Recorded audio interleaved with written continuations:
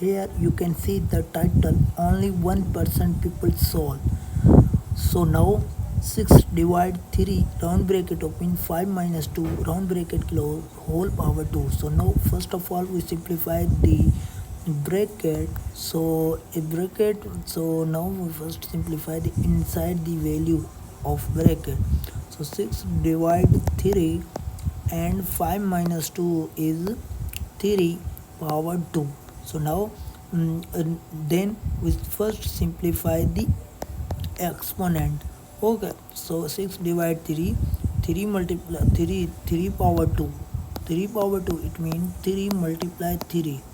Okay, so 3 multiply 3 is 9.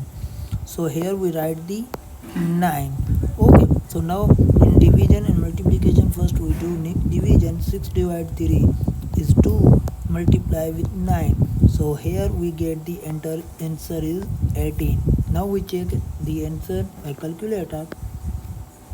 We'll get the answer is 18. So this is the right answer of this question. If you like this video, please subscribe our YouTube channel and press the bell icon for next interesting video.